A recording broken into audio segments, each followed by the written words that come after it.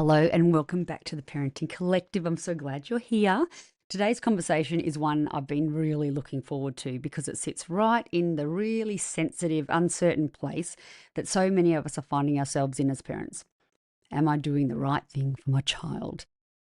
My guest is Emma Gentle. Emma is an emotional intelligence coach for modern mums, and before that, she was a teacher and a deputy principal who spent many years in the classroom. So she really knows the education system from the inside out, and that's exactly what makes her story so powerful. Because Em, a teacher who loves and deeply respects teachers, made the decision to keep outside that system and homeschool her own daughter. So in this episode, we talk about how that shift happened, how homeschooling went from that's not really for us to, oh, I think this is the right call. We get honest about the hard parts, the fear, the doubt, and Em speaks directly to the mum who feels that pull towards something different, but is so terrified of the judgment that comes with saying it out loud. So we get into the big fears too, like the socialization question, the myths she believed herself, and what actually turned out to be true once she began. So whether you're homeschooling, thinking about it, or just quietly wondering if the path you're on is not quite the right one, then this is for you. So grab your cuppa, settle in, and let's get into it. Here's my conversation with Em. Good morning, Em, and welcome to the Parenting Collective. Thanks for having me, Donna. Well, like I just said, I'm very excited. As I always say, everyone, oh, she said that word again, but I think everyone can hear my excitement, and the conversation that we're going to have today, we're very much in tune with. And I have been following you for a very long time, and you did a very raw, authentic post that popped up because the algorithm's all over the place sometimes about a choice of yours moving forward with education for your daughter. And I really want to talk into that because I know people are a bit stuck, confused, don't know where to go, don't know what to do. And I really wanted to get you on just to sort of talk through that with, your expert knowledge around it, because you were a teacher and a deputy principal. So you have been in the education system. And then you are an emotional intelligence coach or conscious coach, which we talked about too. And we want to dive into that because some people haven't even heard of those words. So welcome. And I would love for you to share with everyone your purpose and passion around this. Oh my God. I Where? know, I know. I'm so sorry. Where? Let's talk about your daughter. No, let's talk of daughter. That sounded so Australian, didn't it? Let's talk about actually, I'll give you more of a prompt. Let's talk about you being a teacher, your past, where you came from and how it evolved to what you're doing now. Also, I did say to you, and I want to make it nice and clear to preface it, that teachers are amazing. Teachers, nurses, police, they all need to get paid more. The respect that I have for teachers is beyond. And I find friends that are teachers and the conversations that we're having, they are exhausted. They're not even Yeah. able to teach anymore. The kids are definitely haven't got the same attention span, whatever's happening. Again, I'm not the teacher, that they're exhausted, but they're so important for our kiddos. So yeah, go for it. Well, so I've been in education for 14 years all Yeah. up. I've sort of just transitioned, I would say, on the other side. Hmm. I started as a teacher's aide because I was in between jobs anyway and loved it. After 2 weeks, enrolled in a Bachelor of Education Primary. Right. That's what I wanted to do. Didn't think that I had to go to university because I actually Oh yeah, that sucks, doesn't it? hated school so And much. pay the money. Yeah, totally. And anyway, became a teacher, absolutely loved it. Relational practice was always my strength. Like I just loved the Which you mean, what do you mean by that? The interaction between parents and children? Is that what you mean with the relationship stuff? yeah, just Mm. building relationships with the kids. Like, and I knew that the only way to get anything out of them and to help them learn was to have really great connections with my I kids. know. That's It the sounds part, so simple, doesn't it? yeah, that's the part that I loved the most. Right. As a teacher. It was all the other stuff that I was just like, you know. Mm. I loved teaching actual curriculum, but it was the relationships and just seeing the growth and things with the kids that I loved the You most. really loved it. Yeah, and so I taught predominantly in year one, two for many years, and then and a position came up as relieving assistant principal at the school I was in. And I actually wasn't even going to go for it. And my partner was like, why not? Like, there's no reason why you won't get it. I'm like, okay, cool. So went for that, ended up getting it as a surprise. Was so excited. It was a 3-year relieving role Hmm.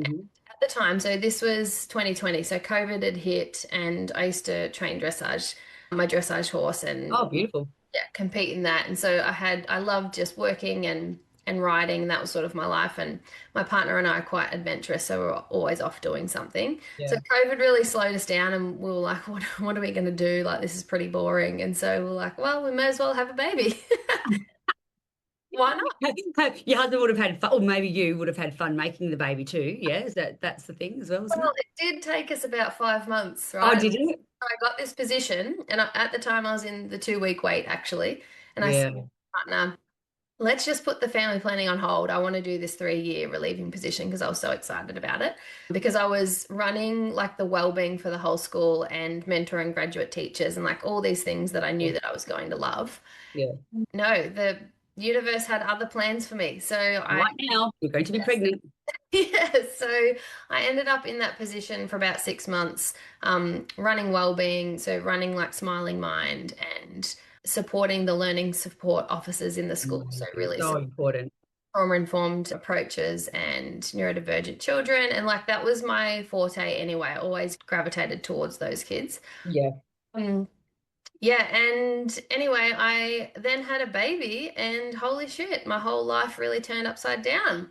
Isn't Pandora's box opened, and yeah, everything just started to come up. And it? Yeah. I now, like, obviously, when I started doing, the work on myself and Yes.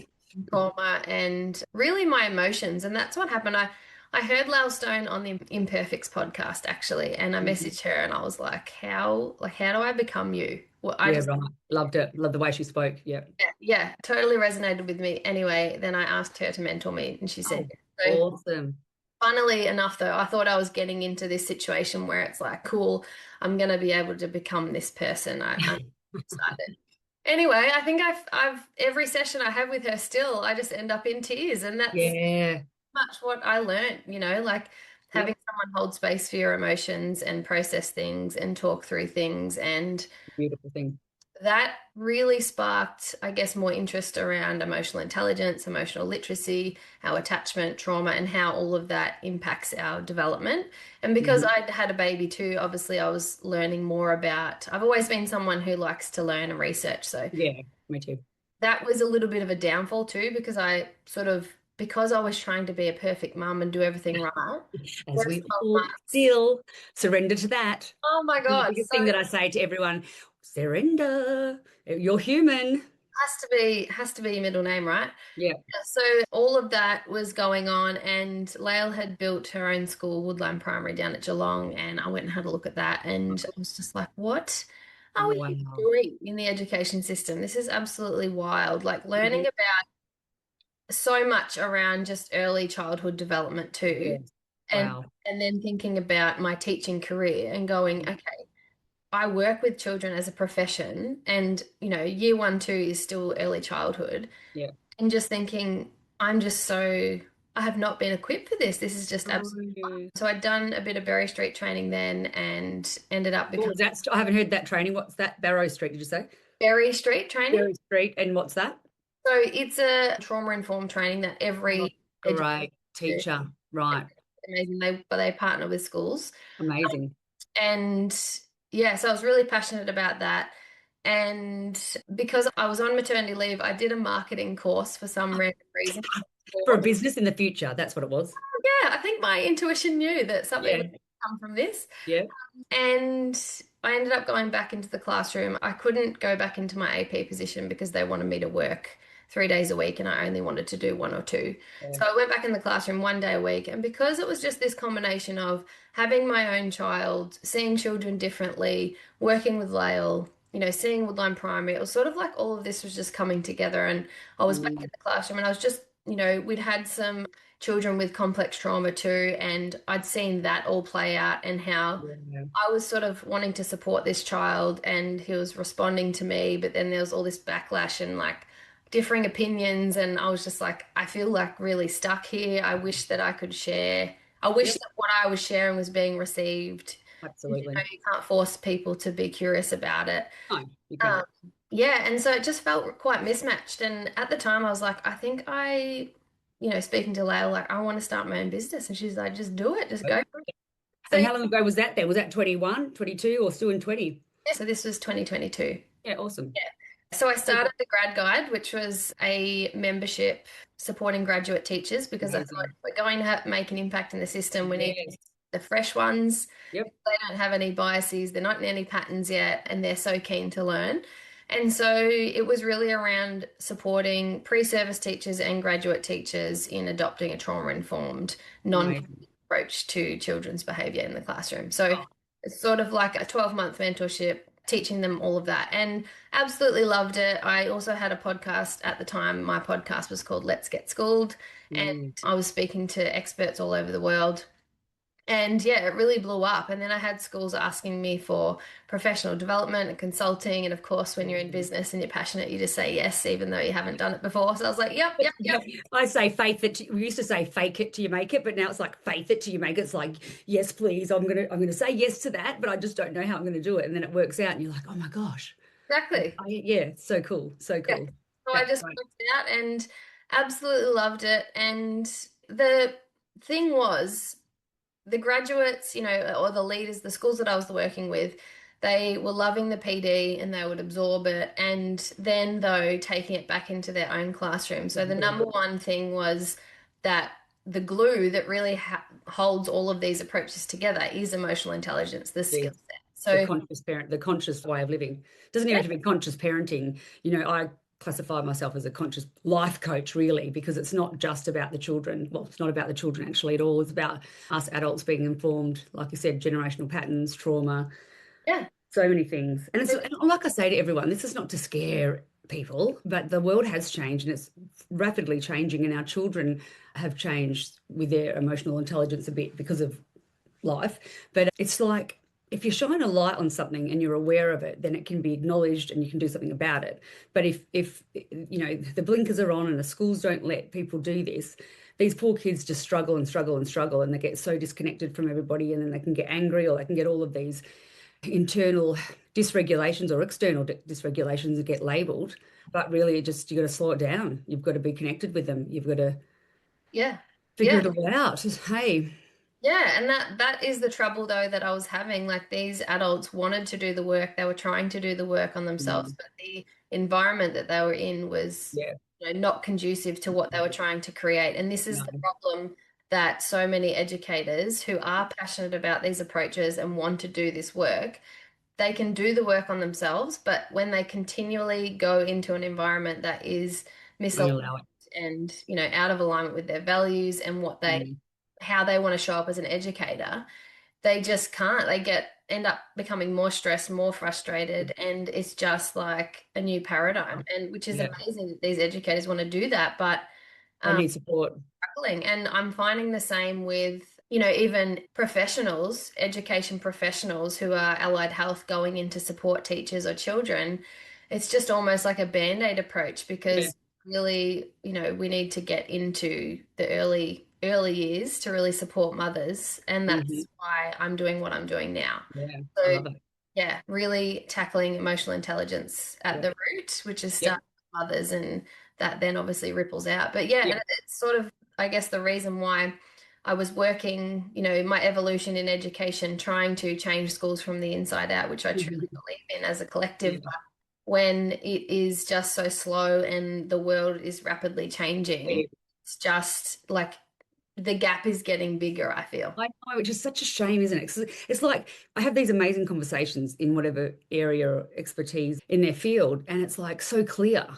Mm, The stuff I talk about, I just feel like, I mean, I've been obsessed with it for the last 8 years, but in my own lived experience and watching it play out, and then having to be in such a traumatic situation with the girls, that it's like, well, this traditional parenting is not working. mm, Going to traditional school is not working. It's not the teacher's fault. It's not the school's fault. Like the schools were amazing, but me as a parent, and my husband found it a lot harder because he's not as emotionally intelligent, but he did okay. We had to give up all expectations of anything, like trying to get them to school, like all of these things, and no one else was going through it at the time, and it was very lonely. And so as we got through that and got the help and got the family counselling, and the family counselling was that first insight of like, okay, it's not about her, but not again shame or guilt for the parent. It's like we didn't know all this stuff. And so we had to really uncomfortably change the way we looked at parenting, and then, like I always say, it's our beautiful chaos still. It's not rainbows and unicorns all the time in our house, but it is understanding what's going on, understanding the generational patterns that have come from both sides, our reactive, our dysregulation with things, and not taking things personally with the kids, and not having to be so cookie cutter of the kids have to go to university and they have to go to do this, and it blows all of that out of the water. And we had to let all of that go. And both of our kids, and I share this all the time, are going to uni. Again, wouldn't have minded either way. I think education of any kind's great, whatever Yeah. you do. And they missed a whole lot of a year 10 and 11 through their mental health. And that's why I want to share the story, is like in the deep, dark times, Mm. that if you can have the hope and learn all of this emotional intelligence and this conscious living and the conscious parenting, it's just being aware of why. What's Yeah. behind the reason that child's hitting? What's behind that reason that kid doesn't want to sit down? Why, the whys. We Yes. figure out the whys and we're gentle, gentle. And, like you said, with that kiddo that started to really respond, that is so heartwarming for you, but it would have taken a long time for him to gain your trust, Oh, so long. gain his trust, sorry. And that's, the teachers don't have time, do they? They've got to teach them. So it's like a whole nother facet of that emotional intelligence and support. Right. Yeah. And so I think I totally agree with what you're saying. Like it's about us being conscious, and Mm. our children's behavior is just mirroring often Hmm. what's going on Which with sucks. What do you us. mean? That was the biggest thing that I say to everyone, because the kids at different, they had their struggles at the same age, but they back to back. So a couple of years, the oldest was getting better, and the middle started getting unwell, and we're like, what? And then when did all the different counselings and we did everything we could, it wasn't about not getting the support for the children. There just wasn't what was needed. And then when we did that family counselling, like I said to you, that's where we're like, oh, what do you mean? And I had to go through, geez, is it our fault? But then it's not. It's not like, okay, sometimes parents can be blamed for sure if their actions aren't in line with what we know is right. Good. Yeah. I don't know how to say that. But, we felt like we were good parents. We were doing the best we could. I stayed at home for 10 years. That's unheard of as well. That might not have been the best thing either. But when we had two psychologist counselors working through that generational stuff, which is the subconscious stuff, which is the awareness, Yeah. wow, life Like, changing. it's like it's a slap in the face that my clients say that to me. It's like, oh my God, I came in to work with you for a different reason, and you I slapped it. know. I'm like, Yeah, oh thank you. What do you my mean? That's God. what she's doing. Like, don't you want to hear what she's doing on the weekend? Because it was that 14, 15. Again, that's a whole different thing to talk about age appropriate behavior. Again, we're living in a world where parents want your child to be the most compliant cookie cutter child. That's not normal either. So how about just think about what you were like as a teen? Yeah. And okay, we're going to have morals and values and rules and positive discipline and all the things that conscious parenting is. It's not permissive parenting. It's like guiding, mentoring, but it's not always about the child. Sorry, everybody. It's about Yeah. how we look at it and how we can support and nurture their nervous system. Yeah, totally. And I think that it's not, I think one of the troubles is, and what I see a lot in my clients, is that mothers who aren't in our field also, because when you're a coach in the field, it's easier to do the work on yourself I because know. you have the knowledge and the background as well as the lived It's true. experience. So it's Yeah. much easier. Whereas if you're coming in, and you're new to this work and you've just Yep. been working in an office or something and you don't have any prior knowledge, it's so confronting It's because very confronting. the shame and the guilt like you're a bad parent and you're doing Mm. it wrong. And because we have the research, and the understanding and the knowledge behind us, it makes it easier to come back into balance when you are feeling the shame Yep. because that never Yep. goes away. Those Oh, emotions. it doesn't go away. And, I'm not a teacher. It's not my background. I've done 10 years of working with families in sleep, and I've done 30 odd years of healing and growing of myself. Lots of money spent on psychology, and I'm a learner too. Always, if something's happening in my life, I need to know about it. Why? Which then has enabled me to be this coach now, sitting here. But also, when we were going through that really tough time, especially with our middle, who is the most awesome kid, but she is really strong-willed. And so this is what's happening. I see a lot. Strong-willed get slapped that naughty or bad behavior. but it was just a dysregulation. She had anxiety, and the dysregulation came out in yelling and screaming and anger. So you've got your fight, flight, freeze, fawn response. When where emotions are dysregulated, it's the biological set off. Do you withdraw? Do you yell and scream because it's the fight? Do you freeze? Because, and people, the more they understand that, you can have a bit of a breath and think, okay, she's not yelling at me.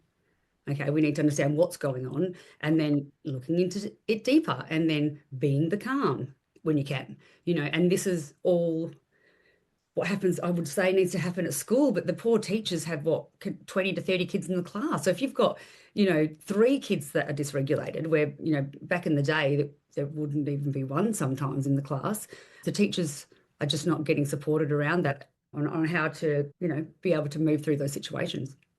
Yeah, and I think because there's sort of been this evolution, I guess, that in classrooms traditionally it was, you have to be quiet, get your work done. And so when you're referring to dysregulation, like there were plenty of dysregulated kids. It was just that they were in freeze and shutdown or fawn, Yep. it's not fight and flight.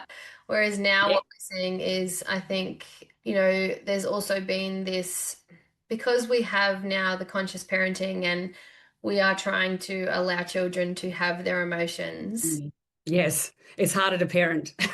Well, it's harder to teach because they're trying to allow emotions and also say no to the behavior, but there Yeah, becomes this blurry lines, I think, too, the where grey area. Mm. if you're not leading in the classroom and you're not aware of how to have that authoritative, leadership style as a teacher, it can be really hard to be like, how do I allow the emotions, but also help Johnny understand that he can't throw scissors across the room, like where's the line? And Totally. trying to They provide, don't get the tools. They haven't been given the tools. well, yeah, that and also the classroom is just not conducive enough No, for that many kids in this way. And I think that's that right. there's so many kids. Like I was talking to an early childhood expert last night who's one of my friends, and she messaged me and was like, I'm struggling in the early childhood setting at the moment, even to help educators with regulation because they're so dysregulated Yeah, themselves. And they're totally. also, the kids are also coming in with way less skills because it's starting so much earlier. Uh-huh. That's me why I thought that. Yeah. And I think one of the contributors is that parents are just so busy because of if you are stuck in the rat race and the chaos of mainstream life of society, Mhm.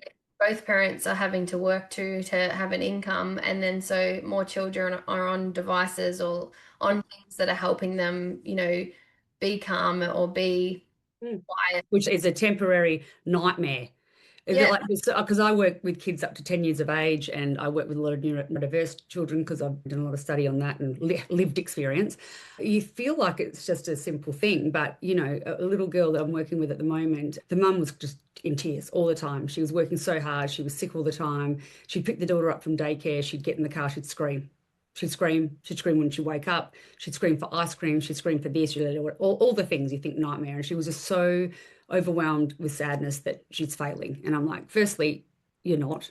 Like, this world that we live in now is just so full of pressure. And I just always want to just reach out and give them a big hug, which I support them through that too. But what we ended up doing is just, I don't just look at the sleep. Like, sleep's obviously very important for our regulation, but it's a whole lot of other things leading up to it. So we cut the TV, we cut the phone, we cut all the things.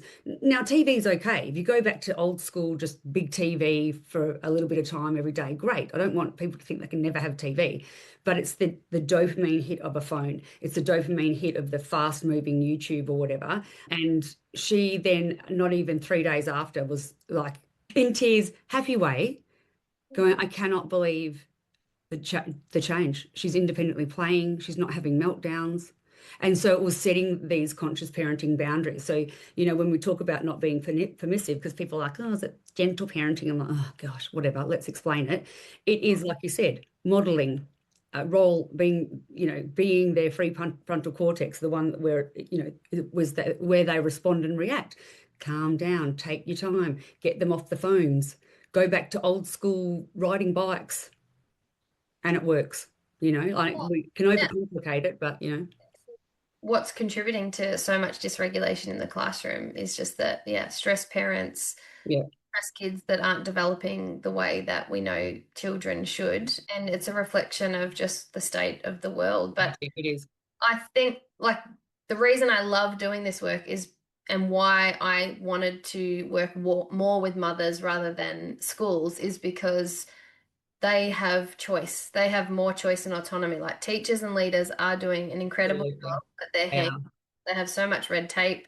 Even Yep. if they want to do this work, it's Yep. just so much harder for them. And Yeah. yes, we have schools that are like, as a school, doing such a Yeah, fabulous they are. starts at the top, if the principal's on board and they're willing to invest in long term and not chop and change, because that's one of the challenges in the education system too. We have school plans and there's always something to have on the school plan, and there's a lot of like, let's just do things to tick a box, and we really No. Yeah. sort of working with children. And, there's so many challenges though, like staff turnover Mm. and mental health of staff and Mhm. all of these things. It's The like, list goes on.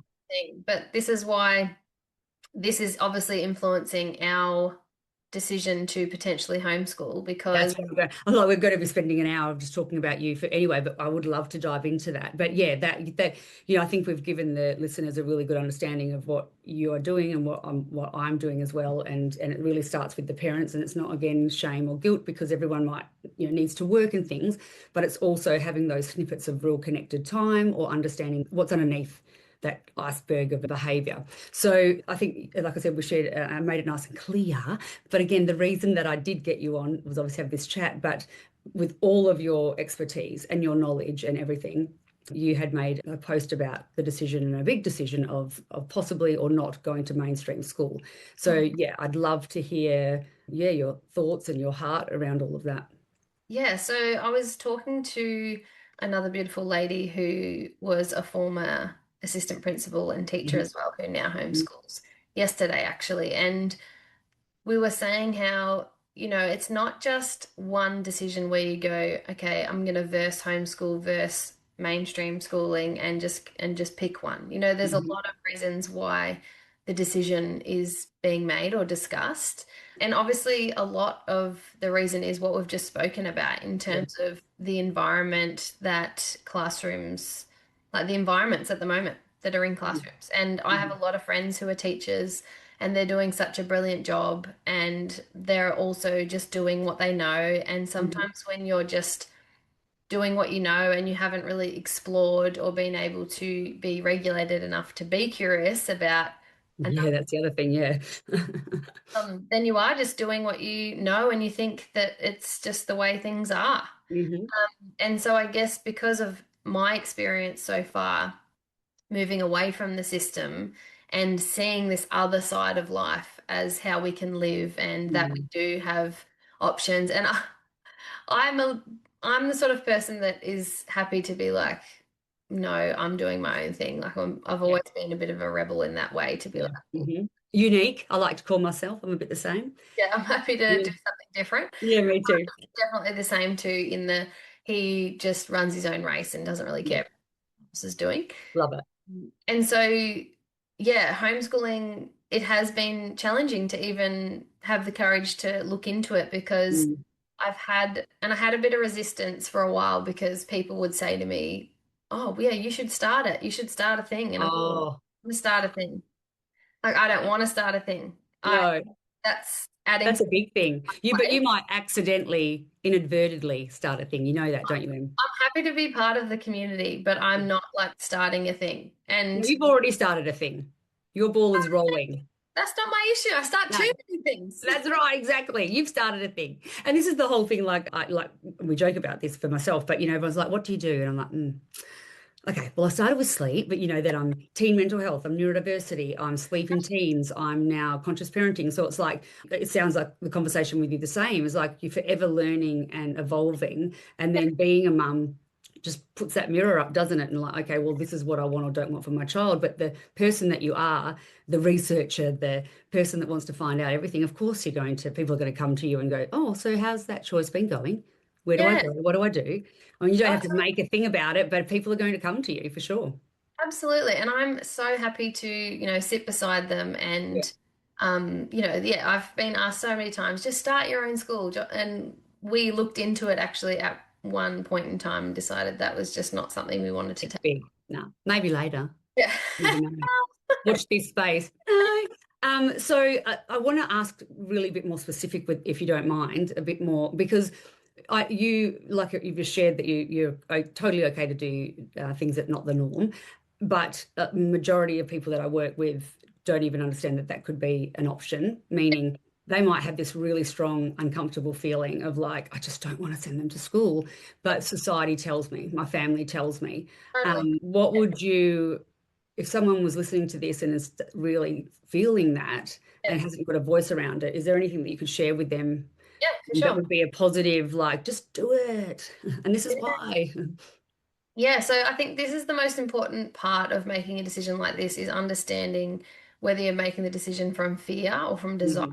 And it Okay. can sometimes be hard to even distinguish what that is, like Mhm. what is fear and what is desire. If you're not well versed with your emotions and sensations and your inner knowing and your intuition, and you've spent a long time ignoring all of that and doing what everyone else has told you to do, Mhm. then it can be Mhm. really hard to think about, yeah, am I making this decision because I had a terrible time at school and it's fear-based and I'm anxious and I don't want my kid in the system for that Mhm. reason? Mhm. Looking at it from a perspective of, okay, this is our family unit, these are our values, here's how we see the world playing out for our children, here's Yep. what we want for our children in terms of the skill set, we want them to have, because we want our kids to be the most authentic, expressed version Yeah. of Yeah. themselves with Yeah. less baggage from us. Yep. That's why we're trying to do our work so that The best we can. yeah, they can do whatever they want. Like you said, your daughter's going to uni. I don't have any issues with No, any higher education or any. mine either. It's like I want my children to thrive in academically. Of course I do. Yep. Yeah. Of course I do. But I think that we can have both. I think that our children can be people who are so self-aware and emotionally intelligent that they are connected to themselves, Hmm. because you have to look at what's happening in the world in terms of AI is making knowledge so accessible. Like anyone can learn anything about anything and become whoever they Right. want. Yes. Credentials don't matter as much. Like if you look at people who are thriving as entrepreneurs too, they are monetizing their skill sets, what they're good at, right? Yep. So when our children are 18, I want them to be able to follow their passions and do whatever they want. And if No. they can monetize that, and also have a life that, they're doing something from purpose and passion and they're healthy in themselves. And mental health for me is like and the thing is, we talk about mental health a lot, and everyone struggles with, worries and stuff. That's a normal human experience. But when our kids were younger, I was already, parts of me was already doing conscious parenting without understanding what it was, meaning I always allowed them to do what they wanted in regards to what they wore. Even if it looked embarrassing for them, I just would, I really allowed that to evolve. But when they got to high school, particularly our eldest, it kind of annihilated her. And that's why I'm so passionate around this, because not now, not back then on reflection we would have gone an alternative school. But again, it was just not really talked about. My husband's Catholic, went to a Catholic school, and I went to a country school. Can't even know if I got educated or not. But it's truly, but it was a lovely school. Got best friends there still, but but what ended up happening when she got to that high school and she was very comfortable in herself in primary school, yeah, it was very hard for her to be her authentic self. But with that and conscious parenting and supporting her through it, she is absolutely thriving with her authentic self. And uni, no uni, like I said, not bothered. We just say do the best at whatever choice you make. Whatever you do, you've got to work hard at it. Like that's what life's about. Be passionate about it, and it will flow. But yeah, we absolutely wouldn't have minded if they didn't go to university. Although my husband's a little bit, it took him a little bit to get around his headspace with that, because he was very highly driven and physiotherapist and intelligent in uni, and just thought, well, that's just Yeah. the way it should be, Donna. And I'm Yeah. like, well, you married me and I didn't go to uni. Yeah. No, All have these biases, right? And Yeah. that's why I think that when you're making a decision from fear versus desires, it's like really being honest with yourself Yeah. around what are my actual reasons Yeah. for wanting my children not to be in the mainstream system. Yeah. And often it's not just one thing, there's a myriad Oh, of. there's so many things. I look, again, this is just how I would look at it, and I might be incorrect in saying this. Be a parent, be a mother, love your child as we do. Let them try and be authentic. I know that sometimes feels a bit uncomfortable if it's not cookie cutter, but that is where the fear, it won't be fear based. It'll be like that's just not going to fit my child. The other thing that gets really thrown all around a lot and people aren't understanding is the older generation are like, you've got to make them go to school. You've got to, what do you mean they've got school refusal? What do you mean, and I'm like, you know, Mm. it's a whole thing of like building the resilience up for your little child to be able to go into a life of fullness. We don't want to shove them out there if they've got mental health or illness, anxiety, because that's going to make it worse. But we've got to support them to be able to to build that resilience. So when you homeschool, I know lots of people that do, and there's lots of really great communities that are helping families do that. It is that slow building of resilience. So then when the child gets a little bit older, that they have the emotional intelligence and the neural frontal cortex is a little bit more developed, that they can handle things a bit more, or pick the right friends that they need to hang out with, rather than it all just thrown on them when they're 3. Oh my God, totally. And I think that's one of the things, seeing how young my daughter is and knowing that, she'll just be popped into a classroom, made to sit still and, you know, Fills your soul. doesn't really even need to learn at Yeah. the like at the No, moment they she don't. worms for moustaches. I Like know. collects ladybugs in the Yeah. garden. She goes out with her dad and does all these cool things. And I'm like, yeah, Yeah. let's that's where my teacher brain goes, how fun That's right. to Had to totally learn around things. Yeah, she actually learn through play. exactly. And And so yeah, I think that that is just one of the aspects in that understanding how children actually learn is just yeah, completely different to what they get in mainstream. And that's something I want to foster yeah, around I love that. I love that. And regulation. totally. And the other thing that I say to people too, because I only know what I know and the families that I work with, there are a small percentage of kiddos that just love to sit down and love to draw and love to write and read. Wonderful. The mainstream schooling is going to really probably be okay for your kiddo. But my children were not like that. My eldest, who was the first, who was like, what do you mean what ADD is? Like, what? Again, I was the ADD looking around, doing all different things, didn't realize that's what it was, but everyone's obviously more aware. But she was only 3 and a bit when she started kindy, and they only did half days, and they Mm, only did 3 days a week, and even that was tough for her. mm. She ended up redoing pre-primary, which was the best decision made, but I was really upset about that because what was everyone going to think? Yeah, of course. Best thing that ever happened ever. I don't think people even have that choice now. So why I'm saying that is lived experience, watching who I'm working with, and some kids just are not ready to sit down and write their names. Yes, they've got to learn the alphabet and their numbers and their like, but we can teach them through play. Yeah, exactly. Yeah, Yeah, it's so rushed and forced. It's yeah, actually crazy. And teachers are just trying to get through the curriculum the best they can. And yeah. if you're a teacher who, you know, does fawn often and you feel like you have to get through everything and you're putting pressure on yourself, and that's why so much of what happens in the classroom like is teacher dependent in that it Yeah. depends on what if they're aware of how they're actually showing up and the pressures they're placing on themselves. Mm. Because I also know teachers who, they still follow the curriculum, but they also know what's best for Yeah, which is great. them, so they can adapt and Yeah. be very excellent at their craft. Yes.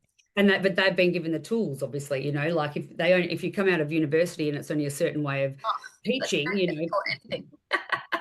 Nothing that is helpful I will. know, it's so crazy. So just to finish up then, have you then definitely made the decision that that's the path you're going to take? No, not Not yet. definitely. And that Okay. like and I think this is the thing that there are a lot of people following me at the moment that are trying to make the decision as Yeah. well. You got to be careful what you probably Bit like mention, but it's your private journey. So, yeah, well, and it has to be a conversation. Like, get curious about it and keep having a conversation. Like, because it's mm, a choice we're making in our family unit, not just yeah, my choice. no, that's right. It's about just working through it and looking at different options and considering all the things. Because another thing I didn't mention, like, she would have to be on a bus for at least 40 minutes in the morning, and Yeah, that's a lot too. Yeah. it's just yeah, it's huge. No, not for a little kiddo. No, so there are so many different factors that you have Yeah, to so consider. many. And again, like I said, we could talk about this for so long. And thank you so much for sharing all of that. If someone is to, can they reach out? Are you in your DMs? How can people contact you, or mums contact you if they're having these same feelings and just don't know where to start? Yeah, just message me on Instagram, Okay. mgen, and I'm happy to chat. But I am definitely putting more content out and podcasts Yeah, about it so that people can follow along I and love that. to the different perspectives. Yeah, and you've lived it. You know, you've really lived it. You've lived being the teacher in, like, you've done all of it, which is then enables you to be an expert in this space. You know, again, it's that lived experience, isn't it? It's like becoming a mother, watching the schools, you know, evolve or not evolve, what's happening with your beautiful kiddo, you know, like you're going through it. You've been in it, you're going through it. You see the change with conscious parenting and that sort of emotional intelligence. So you're living it. Yeah. And still, like I say to everyone when I'm coaching, and like, I just want to get to this place. And I'm like, you know, there's no end destination until we're not on earth. Like the life is a journey. And I know everyone uses that word all the time, but it's just an exciting, let's learn, let's do the best for our children. You know, for me, I say to everybody, I love what I do. I love it. And I've been doing it for over 10 years. My role as a mother always will trump that. Always. If tomorrow something happened and my kids needed me, you know, they're always going to know that I'm the soft place. Always. I want them to leave the nest. They don't like hanging around me anymore, which is really sad. But they're all living at home still and they're having their best life. They're out all the time and just really happy. And that brings me so much joy. But they're not hanging with me. But I'm their safe space. And I will always be that. And I think as mums, if we can really work with the mums to understand, we know that we're the safe place, but how that can really help our kiddos build that resilience to go off into the world, because that's what our job is. Our role is to build them up enough to leave, even though that's sad. I know, I I know. know. It's when they were, or I had three at home, and my husband was a physio, so he wasn't home a lot building a business. And, you know, it was three under five. And I just remember at times just sort of wishing it away. Oh my Yeah. God. And then I'm like, now that they're older, I'm like, don't go. You don't have to go. That's all right. Do you want to sit at the kitchen? Yeah. At every level, like at every stage, there's challenges and there's beautiful parts. It's just like, Yes, there sure is. There sure is. Well, thank you so much. I can't wait to watch your journey around this, because yeah, you've now got that platform that obviously people respect, where you've come from, what you do, your intelligence around it all, emotional intelligence, but yeah, you know, understanding of it all, and you're going through it and you're talking about it, which is people need. AI is amazing. I'm in love with it. It's my new best friend, but it's still AI. People are still human. We still need the human experience. And to get that, you know, like you could ask AI all of this question, it might spit out exactly the same thing word for word, but it's not a human. It's not that human feeling. absolutely. You know. So yeah, thank you so much, Em. Have a lovely day and thanks for your time. My pleasure. Thanks for inviting me on. Thank you. So if you enjoyed this episode, be sure to leave me a rating and review. I love reading all of your messages, so shoot me a DM over on Instagram. It is parentingcollective.au. I also offer a free 15-minute no obligation phone chat. If you'd like to book one, head over to my website www.parentingcollective.com.au and request one there. So try to remember to be kind to yourself and always know you're doing the best you can every day, no matter what your day is looking like. Until next time, much love.